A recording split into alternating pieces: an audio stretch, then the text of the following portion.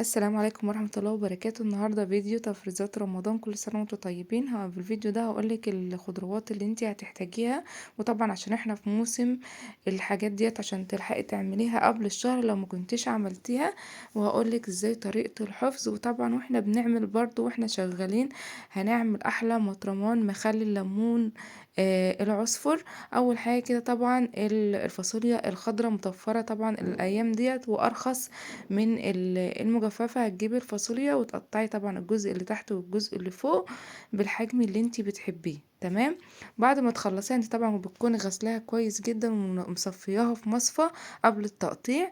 وبعد كده هتجيبي نقطة زيت وتشوحيها على النار. لو انت حابة بتاخد مدة طويلة، لو انت طبعا مش حابة هتعبيها في الاكياس زي ما هي. هنيجي بقى بالقلقاس، والقساية واحدة ممكن تكفي طبعا معاكي الشهر كله لو أسرة مكونة من 4 أفراد ولا حاجة. شايفين طبعا القلقاسية دي كانت 3 كيلو.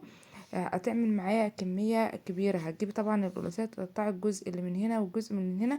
ومحدش يا جماعة يتكلم على السكينة، ان السكينة دي انا بحبها وحامية جدا. وهتقشري طبعا زي ما انتوا شايفين كده، وما تحاولي ما تاكليش اللحم بعد ما تقشريها بالشكل اللي انتوا شايفينه دوت كله، وتشيلي كل الاجزاء. انا بقى باخد يا دوب الطرف اللي بره. وعلى فكرة سهلة، اهم حاجة تبقى السكينة حامية زي ما انتوا شايفين كده. السكينة دي يا جماعة بقالها 8 سنين معايا، كل ما بتبرد بحميها على الرخامة. وزي ما انتوا شايفين يعني في القلقاس اللهم بارك، بت- بتشرح شريح. بعد ما خلصت طبعا التقشير دوت كل اللي انا هعمله في القلقاسية. في ناس بتمسحها بفوطة عشان المادة اللزجة اللي فيها.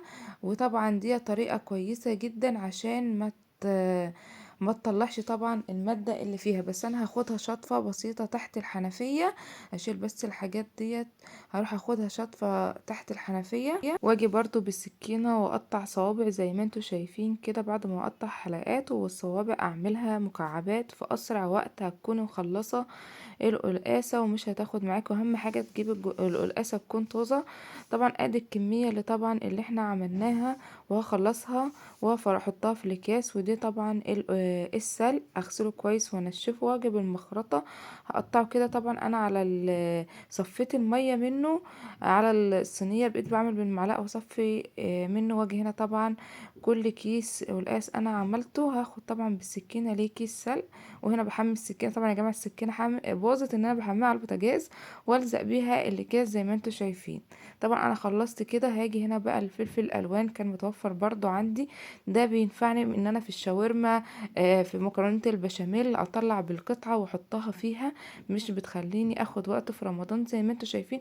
ولما بتجيب يا جماعة الكمية على بعضيها بتكون رخيصة. طبعا انا يا جماعة عشان ما اقولكمش ان انا اشتريت، انا اخويا بتاع خضار فبيجيب لي كل كمية الخضار دي، فعشان كده انا كل حاجة بحبها تكون متوفرة عندي بالشكل ده. هقطع طبعا كل جميع انواع الفلفل مشكلة واحطها. طبعا انا عبيت الفاصوليا وفلفل الوان والقلقاس والسلق زي ما انتوا شايفين.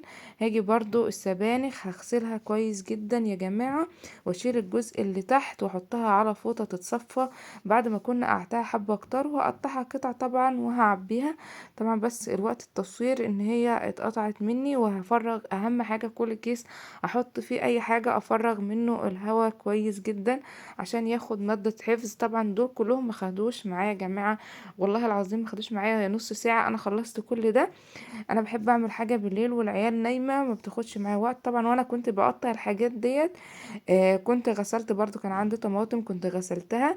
وبعد ما احطها في حلتين كده كمية كبيرة واحطها في حلتين، وبعد كده بعصرها لو عندك هاند بلندر واصفيها. وبقطع البصل كده واحمره في حلة جنبيها. طبعا انا وريتكم الطريقة دي باسهل طريقة. وبعد كده برجع احط الطماطم. شايفين طبعا انا خلصت الطماطم. صلصة طبعا الليمون بتكون غالية الكمية قبلها بيومين دقيقتين على النار، وتروحي طبعا طافية وبتجيبي طبعا الشوية دول عشان ناخد المحلول. وطبعا شوية القشور مش هنرميهم برضو هنغليهم، بس دول هنعملهم في قعر المطرمان. ده الليمون اللي كنت غالياه في قبلها بيومين وبغيرله المية. بتحطي طبعا معلقتين من العصفر والحبهان والملح على حسب الكمية اللي انتي عاملاها. وبعد كده طبعا حطيت قشور الليمون تحت المطرمان، وبعد كده طبقة من الليمون وطبقة من الفلفل وشوية العصفر اللي زادوا، بحطهم في المحلول وعليهم كام معلقة من الملح، وهزود طبعا الكمية كده لحد ما املى المطرمان، وهغطيها وشوية زيت. وكده خلصت معاكم. يا رب تكونوا استفدتوا طبعا. وفيديو الليمون انا هعمل لكم فيديو مفصل لوحده.